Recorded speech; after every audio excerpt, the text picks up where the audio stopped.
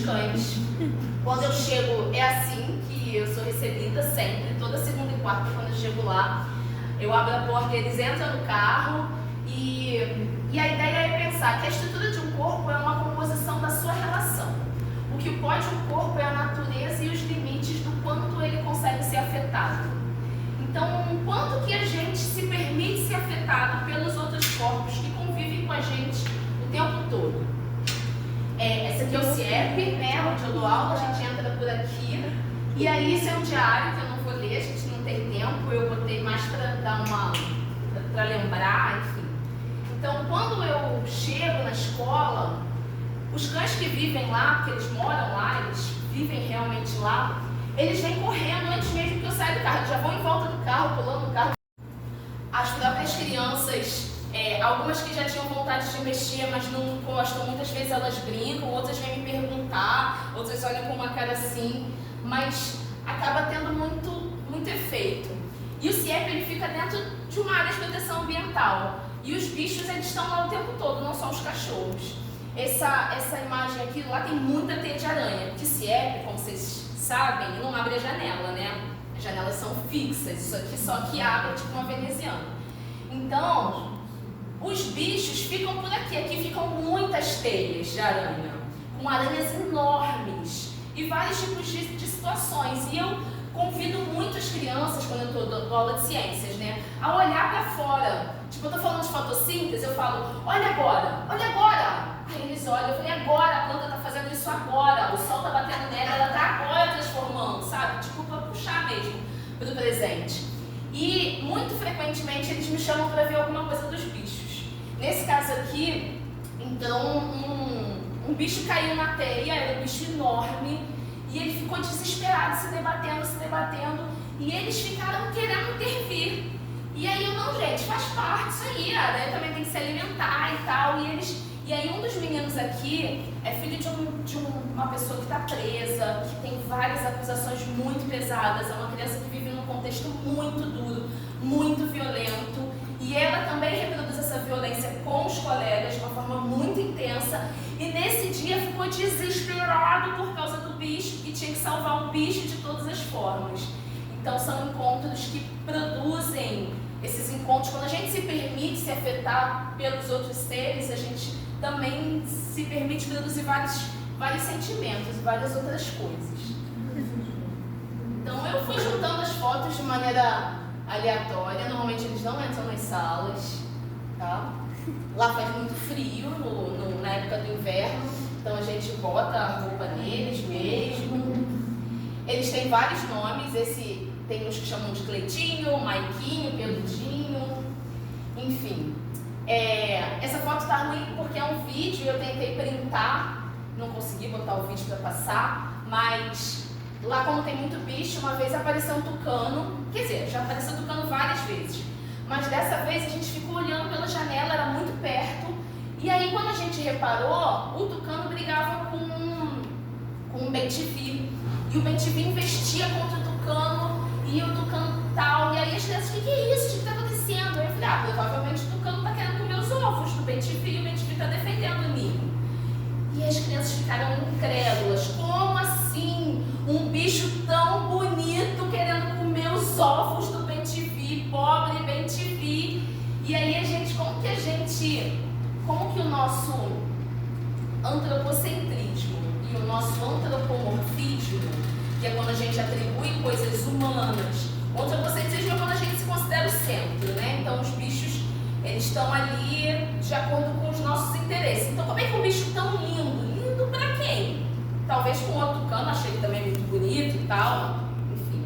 Mas por que a gente categorizou eles assim? Como que esse bicho tão lindo está sendo mal porque está comendo os ovos ou os filhotes do bem-te-vi? O tucano come filhotes, o tucano come ovos. E a gente normalmente não questiona os ovos e os filhotes que a gente mesmo come, mas o tucano não pode comer, até porque ele não tem como recorrer a outras coisas assim como a gente tem. Mas essa nossa forma de ver os outros seres muito especista, muito carregada de papéis que eles já trazem, elas não deixam, elas impedem que a gente consiga ter visualizar, ver uma situação, ver um animal que está ali defendendo seus impulsos mais ancestrais, defendendo seus instintos, sua reprodução, sua alimentação. Ele está defendendo filhote. Isso tudo faz parte de um conjunto, da teia da vida mesmo. E a gente vai e coloca a nossa moral. E aí eu trouxe o que é o modo cartográfico, pensando nesse grupo que talvez estaria aqui e não conhecesse nosso modo de pesquisar. Pode passar, Ana, por favor. E alguns conceitos que eu pretendo utilizar na pesquisa, né? Dispositivo, produção de subjetividade, formação inventiva. Pode passar. Mas afinal, como posso tornar visível o que se produz e com quais dispositivos posso acompanhar essas subjetivações? E aí, nessa escrita que está sendo já construída, né, e nesse percurso que já passou-se um ano, eu separei alguns dispositivos que eu observo, venho estudando, que pode responder à minha pesquisa, a minha pergunta de pesquisa. Quais são esses dispositivos que vão produzir, né, modos de subjetivação? Na outra página. Eu coloquei os projetos que a gente desenvolve coletivamente na Escola João Brasil, os passeios escolares, que a gente propõe também, concurso de fotografia que já aconteceu e o mural escolar. Já tem algumas produções em relação a esses dispositivos que eu estou investigando para tentar responder essa minha pergunta de pesquisa. Só que eu selecionei um, que eu já escrevi um texto, inclusive a Rose já leu também, que é o mural escolar. E aí eu trago o mural escolar para a gente pensar um pouco e produzir também aqui no grupo. Por que eu escolhi o mural escolar, né? É um mural escolar numa perspectiva inventiva. Não é aquele mural escolar que é informativo e que traz regras ditas. Como a gente vê, não é aquele mural escolar que fica na sala de aula, mas é um mural escolar inventivo que produz subjetivação. E aí eu coloco, ele organiza e expõe práticas de criação e expressão das crianças, não é apenas de decoração. É um dispositivo pedagógico que configura como um dispositivo de subjetivação e inclusão, permite que a criança não só ocupe espaço, mas faça parte dele, né? Pode passar. Isso. E aí eu coloquei uma imagem de um mural que produzimos na Escola João Brasil, que surgiu a partir de uma demanda que observamos. Na época estava em alta, né, o Bob Good. E aí os alunos, como a gente está localizado numa comunidade, né, Morro do Castro, os alunos não têm acesso a esse material que custa caro, relativamente caro para eles. E aí a professora de inglês, ela começou a imprimir essas atividades para fazer com as suas determinadas turmas. Devido a esse interesse, eu pensei, por que não fazer um mural na escola com esse Bob Good, né? E aí, antes mesmo de terminar de fazer esse mural, os alunos começaram já a invadir esse espaço, sem sequer colocar um título, pensar numa proposta, numa margem, e nem orientá-los. Eles já tomaram um espaço para começar a pintar, né? E aí eu escrevo também, depois eu acho que no próximo encontro, que provavelmente a gente vai conversar sobre a pesquisa, vocês vão ler toda essa escrita dessa experiência que aconteceu, né? Eu separei 2 murais também, que foi produzido coletivamente pela equipe da Educação Especial para apresentar um projeto Twint, também um projeto escrito pela equipe. E aí eu coloco, né, que o mural, ele afirma ética e politicamente a valorização da história dos alunos, a questão afetiva. Então, assim, o mural está escrito, né, memória afetiva, traz um ramo de fotografias, desenvolvimento deles, das produções ao longo dos anos, né? E ao lado tem outro mural que coloca o aluno como produtor também de conhecimento, porque a partir de uma história que a gente leu para as crianças, eles fizeram uma releitura dessa história, né? E produziram quadros pintados, e ao lado tinha a fotografia desse aluno. Então a gente colocou esse aluno me perdi já. A gente mostra o espaço dessa criação coletiva, não apenas de reprodução. Enfim, pode passar, que eu estou preocupada com o tempo, porque tem uma dinâmica. Pode passar. E aí eu acho que dá para entender mais ou menos qual é o objetivo dos murais. É linda essa foto. Esse mural foi feito para apresentação numa feira de ciências. Nós fizemos também. E aí, antes de entrar num espaço que eles iam ter uma atividade imersiva, né, da feira de ciências, eles podiam fazer essa fotografia, né? O super cientista juntou do super-herói com a ciência. Né? Esse é um aluno que é atendido pela equipe da educação especial também, o Jefferson. É linda essa foto. Pode passar. E aí, esses dispositivos, eles trabalham como...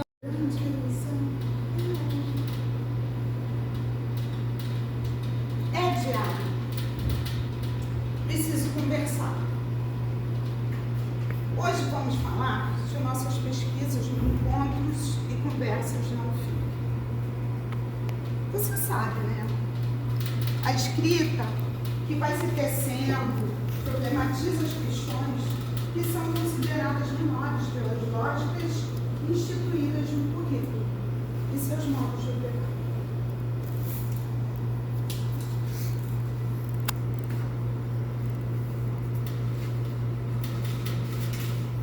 Assim como algumas formas de exclusão, a formação, a escrita produzida na escola, na universidade, e é produzida por nós, o filho.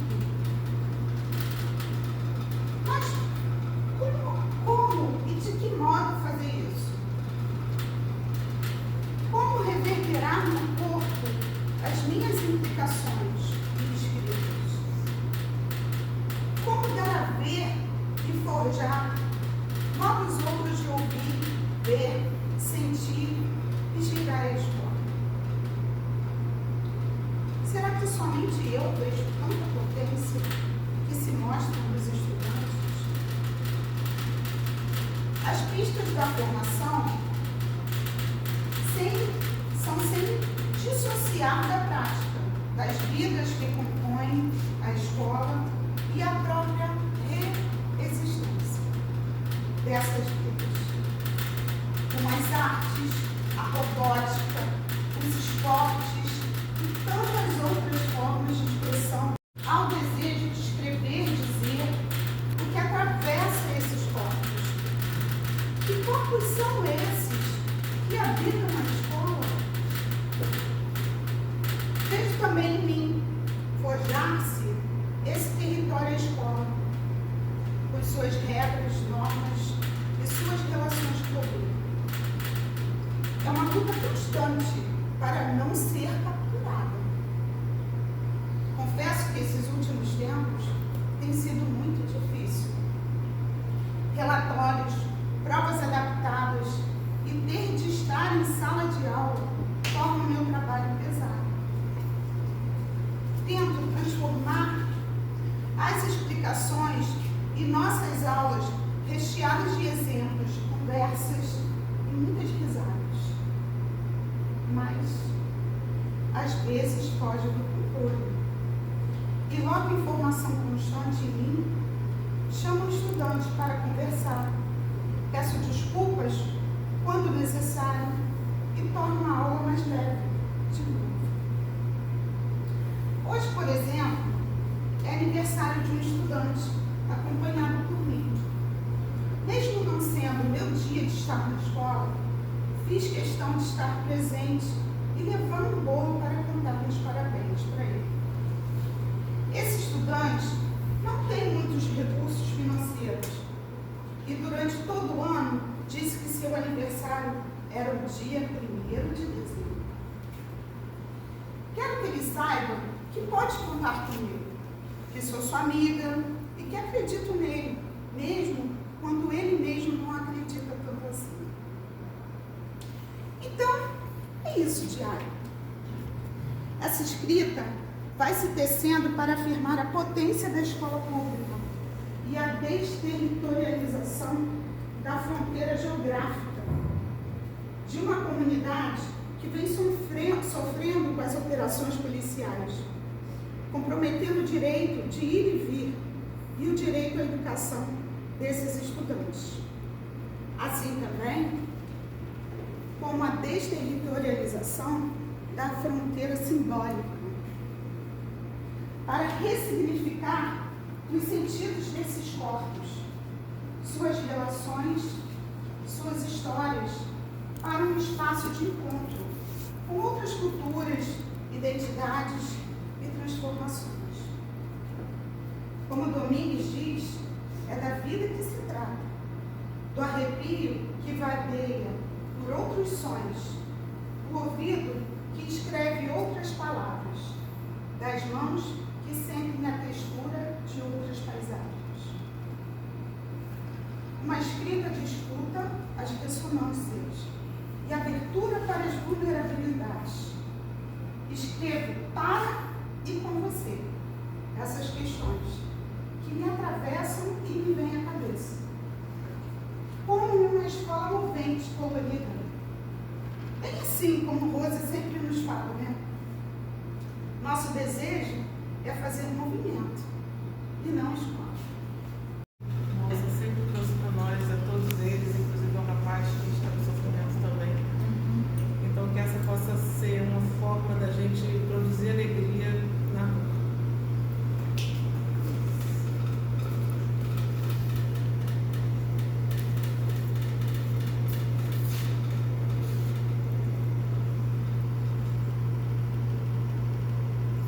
Caminha. Não se encontrou nada melhor para ir devagar. Para caminhar é preciso, antes de mais nada, duas coisas. Tudo mais sofrendo. Quer ir mais rápido? Então não caminhe. Faça outra coisa. Vá de carro, patinete, voe. Não caminhe. Além disso, quando se está caminhando, só um tipo de eficiência conta. A intensidade do céu, o esplendor das paisagens. Caminhar não é um esporte, mas, uma vez a pé, o homem não sabe ficar parado. E, como se denunciar de peregrinação de Salomão e Ramos, no momento em que renunciamos a tudo, é que tudo nos é oferecido. No momento em que não aspiramos a nada, é que tudo nos é dado, em profusão. Tudo, ou seja, a intensidade da presença. Frederic Blume.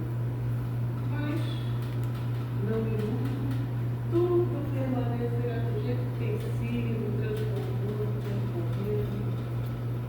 Há uma distância insegura entre o que penso, o que digo e o que faço. Nunca vendi coerência. Sofro de desejo flexível, o que por vezes me salva. Mais outras no mundo. Faço confusão na cabeça com essa coisa de tempo.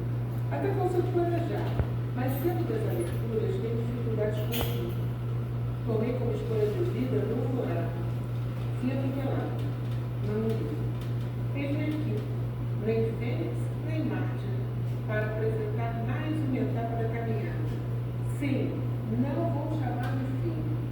Não para dizer o tradicional sobre pós-doutorado, ou a gente não aprendendo, mas para enganar meu cérebro teimoso e focar nos pés, porque ainda tem chão. E ele exige presença.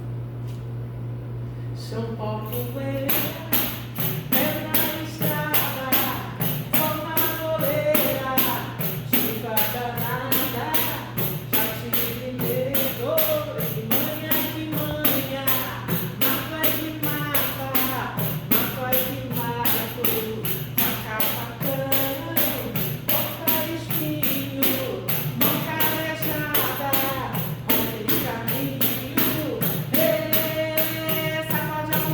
a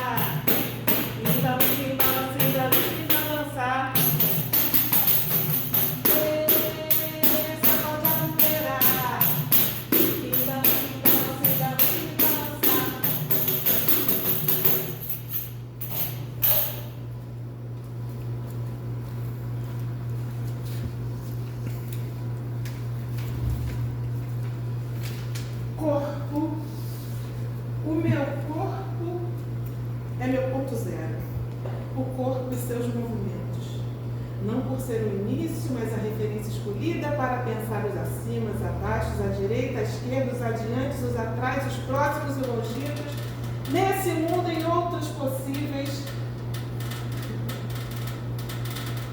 dos processos de formação inventiva e de produção de subjetividade, em conversa com as artes do corpo e da palavra. Mas o pobre vê na estrada o orvalho deixando as flores, desde perto, galo campina, e quando canta, muda de cor, vai molhando os pés do riacho, que água fresca, nosso Senhor, vai olhando coisa a grané, coisa que pra amor de Deus, o cristão tem que andar a pé.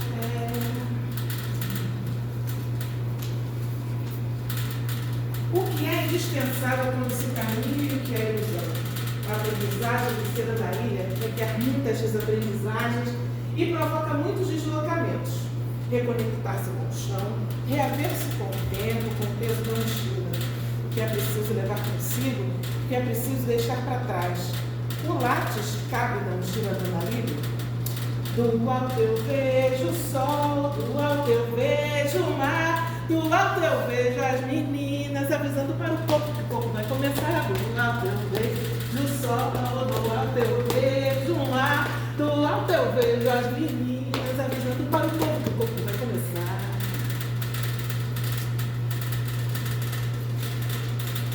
Quando pensei em fazer do corpo a minha pesquisa, a primeira coisa que eu pensei foi dançar. Mas não era qualquer dança. A dança que meu corpo pedia era uma dança e me beija com a boca de hortelã. Todo dia ela faz tudo sempre igual. Me sacode às 6 horas da manhã, me sorri um sorriso pontual e me beija com a boca de hortelã.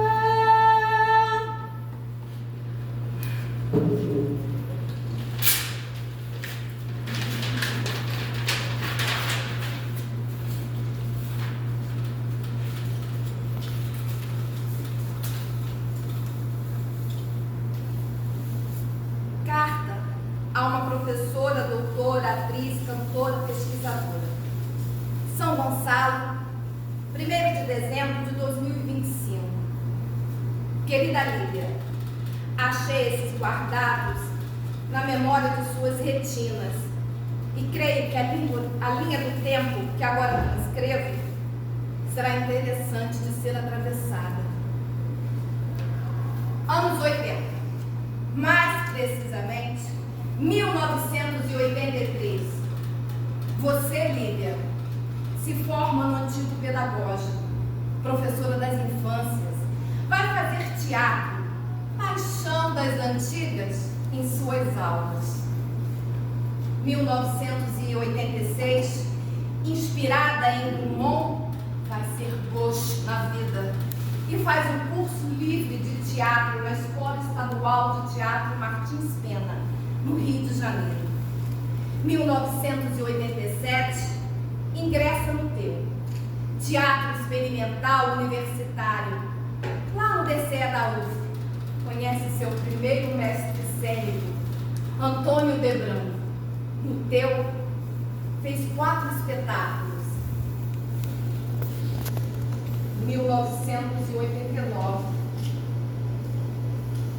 você perde o primeiro grande amor da vida, seu Jorge Busquet, mestre de marcenaria, homem que ensinou a filha, uma mulher da periferia, que a educação a colocaria em melhor posição na vida, a de busca do saber. Ainda em 89, a professora sai na frente da amante teatral e passa no primeiro concurso pós-ditadura em Niterói. E entre mais de 10 mil candidatos, foi a 63ª. Lá foi você, alfabetizar, retirando palavras de um baú, cantando, contando histórias e deixando Lourdinha, uma supervisora das antigas, atarantada. Mas como ela consegue alfabetizar sem um método? Anos 90. A atriz querendo outros voos, vai fazer teatro na UF, no programa de extensão no curso básico de formação de atores. E de 1993 a 1996, quando foi defenestrada, mas pula essa parte que ninguém precisa saber que você, mais 2 amigos foram convidados a se retirar pelo seu modo insurgente. No curso, você se torna companheira de Luiz Tadeu Filho, companheira de teatro e de vida. E paralelo ao curso, você se encontra com o Coral Oficina, sendo aos poucos forjada como responsável pela parte cênica do grupo. Então você viveu viagens em territórios do país e poucos fora dele, aos quais uma mulher de classe popular, trabalhadora, teria acesso apenas num coletivo como o Coral. Tem sua primeira filha, Sara Busquet, em 1994 e jurou dar a ela o mesmo apreço pelo estudo que o seu pai lhe dera. Em 1995, você é eleita adjunta na Escola Municipal Alberto Francisco Torres e lá permaneceu até 2005, quando migrou para outra unidade. Anos 2000, novo século. Em 2001, dá à luz Pedro Busquet, seu rastro de tacho. 2002, traz a segunda matrícula no município de Niterói. Em 2006, você chegou à Escola Municipal Paulo Freire. E embora tenha jurado nunca mais concorrer, se elegeu em 2010 diretora-geral daquela unidade, onde ficou até 2023. Nos anos 2000, fez uns modelos possíveis a uma trabalhadora da educação, a graduação e especialização, sempre conversando com teatro e escola atravessados. 2018, novo momento. Entra para o mestrado sob orientação. E conforme o diário de campo, teorizando e também escrevendo ali desde o primeiro capítulo e por aí vai. Então, essa coisa que eu já venho, nas leituras que vocês me indicaram, eu já tenho visto, né, isso que eu preciso modificar mais a minha escrita. E aí eu analiso a partir do diário de campo, né? E aí eu pensei também em mudar o título, e aí, conforme a gente vai lendo, a gente vai pensando em várias coisas e por aí vai. E aí tem motivações, né, que fizeram eu ter esse tema, que foi quando eu trabalhava como inspetor, né? Primeiro começou lá no ensino normal, que teve uma questão de escola particular, que eu trabalhava, que eu era estagiário, e essa questão do discurso, né, do não falar, mas estar falando através das atitudes, e teve uma situação de 2 crianças onde a escola quis abafar e não culpou os pais. Né, e culpando os pais também, então isso sempre me motivou muito precisamos sim falar, precisamos sim estar nesse espaço também de discussão. E eu sinto muita falta disso dentro da escola, né? Então hoje em dia eu trabalho como professor, trabalhei como inspetor, e também é um lugar muito de disciplinar, né? Então estava ali, inclusive é uma questão que batia muito ali, porque eu era cobrado para disciplinar as crianças, e as crianças me adoravam porque eu sabia falar com elas. Então, eu era cobrado de estar nesse lugar de disciplina, né? E aí, hoje eu trabalho aqui na Prefeitura de São Gonçalo, né? Como o Rafa falou na nossa apresentação, a Rafa acha que eu sou professor de apoio, eu não sou, eu sou professor regente de educação infantil.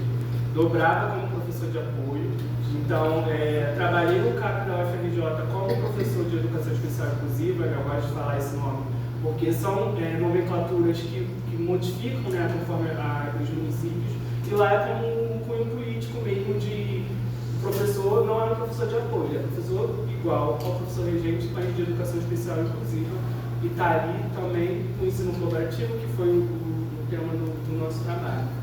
E aí, olhar para a sexualidade infantil me proporcionou pensar nas hipóteses de medicalização e controle, pois ela foi um dos instrumentos de troca que permitiram deslocar a criança do meio da família para o espaço institucionalizado e normalizado da educação. Então, na graduação, tivemos como o Foucault dialogava ali com esse tema, e fui pensando ali o o que a gente poderia construir com isso. E teve a ideia do diário de campo e por aí vai, mas como eu falei, na graduação o tempo era curto também e também não tinha como estudar de uma forma que eu conseguisse escrever, né, no diário de campo, então é por isso que eu sinto muita falta de ensino de escrita. As questões que me nortearam foram como são proferidos os discursos para as crianças com deficiência e excepcionalidade. Né, outra coisa que você tinha me pontuado é a questão do título, que tem muita coisa e eu realmente tenho percebido isso. As questões dos temas, né, também, né, de tirar alguma coisa, porque o tempo também é curto, mas eu sou um pouco doido, então eu gosto de botar a cara. Sei que o tempo é curto, sei que eu também estou na correria, foi o que eu falei com a Rosa, eu não estou dando conta de tudo e eu não vou dar, mas a gente vai caminhando e vai conseguindo. Ninguém quer dar conta de nada. E a gente vai A conseguindo. gente pode dar outras coisas. E eu tenho falado muito com a Rafa, assim, eu vejo as pesquisas de vocês que me dá um ânimo, porque dentro da escola eu fico assim, parece que eu sou errado, parece que eu estou indo contra tudo que está ali, e as pessoas que são valorizadas são as pessoas que estão ali robotizando as crianças, né? Então, quando eu chego aqui e vejo tipo, essa acolhida só de falar das pesquisas de vocês, eu vejo que eu estou no caminho certo, que me dá um gás para realmente ir contra toda essa estrutura aí. Como são pensadas essas práticas, né, com as crianças que se encontram em situação de inclusão na escola? E aí eu já também conversei com a Rosa, porque eu uso o termo em situação de inclusão. Dei uma pesquisada, não achei isso em nenhum trabalho.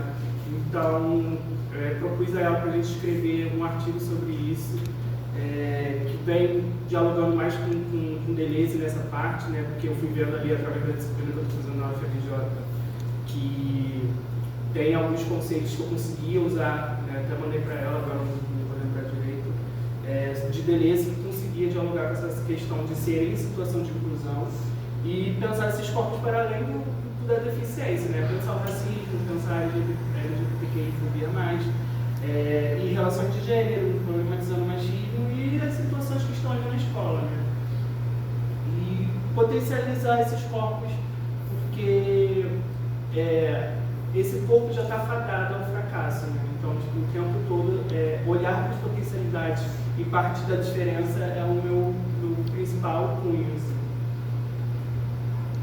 O objetivo, assim, né, vou ter localizado no estado do Rio de Janeiro, no município de São Gonçalo, mas isso também é uma conversa que eu ainda vou ter que ter, porque isso, o diário de campo aconteceu em outros lugares, eu continuo tendo base para poder continuar escrevendo diários, mas é algo que eu preciso conversar com você ainda.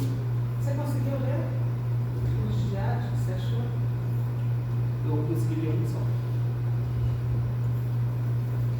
E aí o caminho, né, o Foucault e a Esteban eu tirei, o Nira Kaufmann. Quando eu chamar o número, vocês completam a minha apresentação, para ninguém dormir aí na hora da estratégia. Minha tese se fundamenta em um conceito principal. Número 1. Formação inventiva de professores. Então eu acho que primeiro tem que falar desse conceito. A formação inventiva de professores é um conceito da professora Rosemary de Oliveira Dias, mais conhecida como Rose. Para caber no tempo do combinado, diria que a informação inventiva é, número 2, deslocamentos, movimentos, é pensada no entre, pensada por aquilo que move os encontros, no meio dos quais há tensões e possibilidades de deslizes da informação para a transformação, pois esta toma o conhecer como invenção, abrindo-se para as imprevisibilidades que emergem dos contextos de formação. Daqui já dá para ver que a formação inventiva está mais interessada no como do que está mais interessada no conhecer e ser do que no conhecer para responder a um modelo de conhecimento. Suas linhas compõem de processos de subjetivação. Suas linhas se compõem na presença e no presente. Suas linhas se movimentam por entre os movimentos da professora, no movimento da professora com as crianças, no movimento das crianças por entre si e com a escola. Suas linhas se compõem na postura do coletivo, buscando um aumento da potência de agir por entre paixões alegres. Foi pensando nisso que comecei a visualizar a formação inventiva como um parangolé. O parangolé do Hélio de Sica, com suas cores, danças e movimentação. E em que consiste o parangolé? Número 3. O parangolé consiste em uma vestimenta, uma capa ou uma bandeira, composta por camadas de tecidos e ou plásticos que possibilitam uma relação de experimentação com a obra de arte, porque é possível vestir-se do parangolé. A obra não é para um espectador, mas sim para um participador. Nessa concepção, a obra de arte não é somente para os olhos, é para os sentidos. É um acontecimento que se vai fazendo com o movimento da experimentação do parangolé, o corpo da pessoa que se dispõe a parangolizar. Nos versos de Adriana Calcanhoto, o parangolé é um faça você mesmo, uma dança que deixa a cor tomar conta do ar. E quando o coro come, é só pegar carona. É tecido, é movimento, é participação. O que pretendo trazer para nós é também uma dança. A dança de uma professora de língua portuguesa que se vestiu do parangolé, que é a formação inventiva. E com o seu corpo pulsando, através de uma escrita dança, dispara e presentifica camadas e camadas de sinais que nos convidam a pensar sobre os modos de fazer aulas de língua portuguesa. Vestida de parangolé, a gente vai invencionando formação. E aí, eu vou tentando fazer perguntas. Perguntas que dançam. Perguntas que eu vou dançar com vocês. Número 4, qual é a pergunta? Quais os movimentos que essa formação inventiva provoca como efeito no corpo da professora e no corpo das crianças? Então vem dançar. Ai, eu não. Ai, eu tenho vergonha. Gente. Dançar. Já que você também.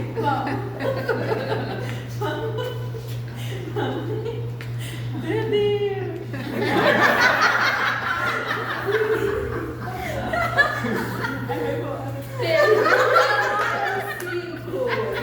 Todos esses efeitos podem se materializar em professorar.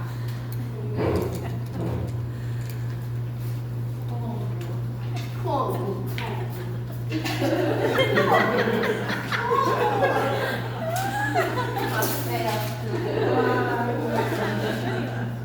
Número 6. Começa com a música.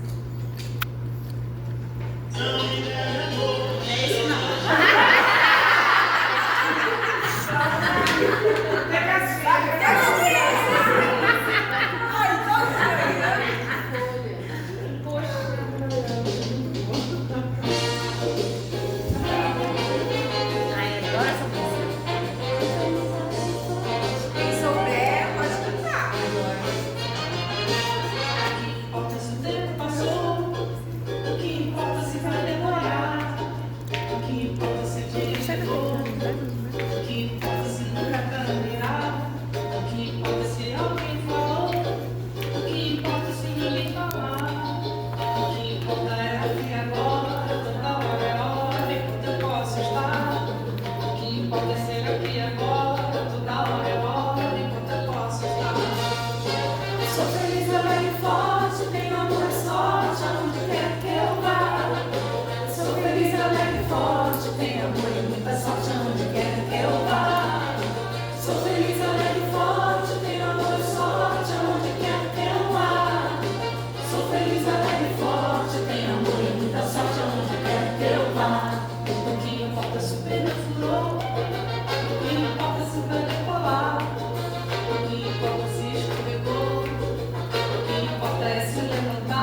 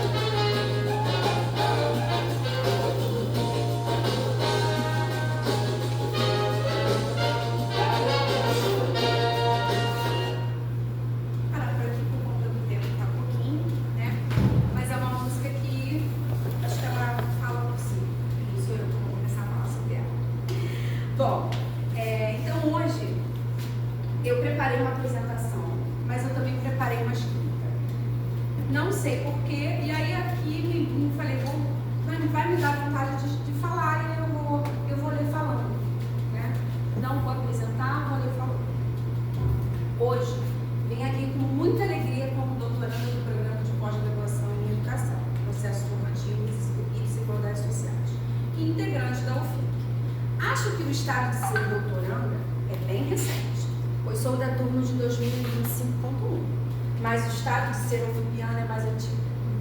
Meu encontro com a Rose e suas ideias se deu mais ou menos no ano de 2011. Desde então, eu carrego em mim e, de certa forma, contamino aqueles que passam pelo meu caminho com uma perspectiva inventiva de educação, de pesquisa e da vida, pode-se dizer. A pesquisa que se inicia burocraticamente em 2025 é fruto de muitas inquietações e experiências que atravessaram o meu caminhar. Os temas que abordo em minhas escritas, textos, publicações, são eleitos a partir daquilo que me toca, me move e me desloca para outros movimentos, outras visibilidades. Na minha pesquisa, a eleição se deu na mesma perspectiva, naquilo que me move, inquieta e me desloca cada instante em minha prática cotidiana profissional. O problema da pesquisa se cria a partir das ausências. Ausências do olhar, da escuta e da conversa no processo educativo e nas relações construídas na instituição escolar. Relações de poder, produção de verdades e saberes que talvez, eu disse talvez, adoeçam e possam aprisionar nós educadores. Uma espécie de amarras que nos faz fazer aquilo do mesmo todos os dias. É nesse movimento de atenção a o que estamos fazendo com o que tem sido feito de nós que emerge o processo de pesquisar, permanecer e resistir. Processo íntimo e coletivo, pois envolve os outros que me compõem. Esses questionamentos e reflexões geradas a partir dos passos que percorro ao longo da minha formação me convocam a perguntar mais e pesquisar mais. Aqui busco dar visibilidade aos processos insignificantes da aprendizagem dos alunos e de nós, professores, e na construção do que chamamos de escola e na afirmação de uma formação mais livre. A pesquisa não é sobre adoecer, é sobre buscar e cartografar a alegria que nos faz permanecer nas escolas, na educação. Junto meus cacos, meus restos diante do meu adoecimento e afirmo um desejo de investigar, refletir, cartografar e dar a ver as interlocuções entre práticas possíveis que possam talvez melhorar, que possam talvez aumentar ações, uma correção aqui, que melhorem ações como olhar, escutar e conviver com as relações entre escola, gestão, educação, família, professor e aluno. A relação com si e o mundo. Produzir perguntas e não necessariamente respostas que possam nos ajudar a pensar por que nós, professores, ainda estamos aqui. Pensando nessa pergunta, eu fiz uma produção coletiva que, na verdade, ela começou na semana passada. Eu disparei para alguns colegas do grupo de pesquisa, para alguns professores amigos. Nem todos puderam me responder. É um campo de novo, então você não desconhecia.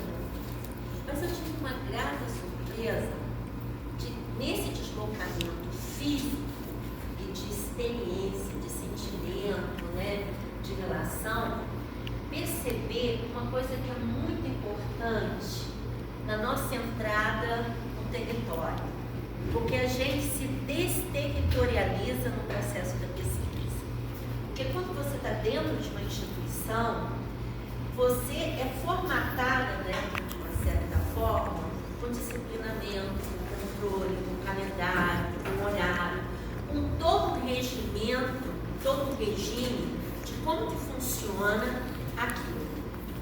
Mesmo aquilo dentro do caos, né, busca-se amarras para que aquilo funcione e condicione. Quando eu saí, eu fiquei muito abalada e quando eu voltei para fazer pesquisa, eu senti a escola pesada, fechada. E aí, para trazer a leveza nessa escola, eu abracei o dispositivo entrevista, conversa. E como que você entra numa instituição que você não conhece? Pela apresentação, pela conversa. E as pessoas foram me levando às salas de aula, né, ao diretor-geral, ao diretor de ensino, e as coisas foram acontecendo. A tal ponto da gente estar conversando com os alunos da cota 1 e eu ter que fechar a Casa Rosa, porque o expediente fechou, a chave ficou na minha mão para eu terminar as entrevistas, que eu vou lá de 15 em 15 dias para conversar com os alunos. Não teve uma aceitação de alguns alunos assim participar da entrevista. Você fica assim muito triste, porque a gente quer entrevistar todo mundo, mas não consegue. E aí eu respeito, né, esse não, que me afeta de uma certa forma, mas também que me traz a esperança de eu buscar brechas para chegar até o outro e trazê-lo para mim, desde que ele dê a liberdade, desde que ele esteja a fim de participar. Então, os conceitos da minha pesquisa estão muito na questão do deslocamento externo e do deslocamento interno, para fazer esse processo. E também da questão dos agenciamentos. Porque, gente, se não fossem agenciamentos, eu não conseguiria entrar na instituição.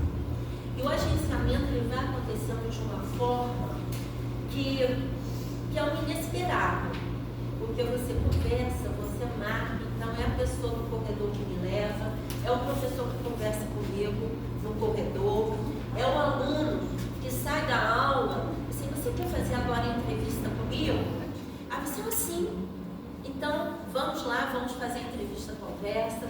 Então, está acontecendo assim de uma forma entre afeto, entre respeito, entre o tempo do outro e o meu tempo. E nesse movimento já foram umas 9 entrevistas com alunos. Consegui fazer 2 entrevistas, uma com o diretor-geral do campus Pessamão, que é uma pessoa maravilhosa. Consegui fazer uma entrevista com assistente social de lá, uma de Macaé. Consegui fazer entrevista com o administrativo de Macaé, do registro acadêmico, que cuida do processo seletivo de cotas, e com 2 alunos do IFE Campus Macaé. Então, assim, o trabalho... Já está ótimo. O trabalho dá trabalho no sentido de quê? De fazer a transcrição das entrevistas. Tem entrevistas com mais de 6 páginas. Entendeu? Então é grande, você tem que voltar, você tem que ouvir, você tem que parar, né, para sentir o que está ali pegando. Então eu estou conseguindo fazer análise assim, na questão de banco de heteroidentificação, a questão dos campos serem diferentes. Um tem alimentação para todos, o outro não, só para 100 alunos. E nem todos os alunos que têm necessidade ao alimento, que é de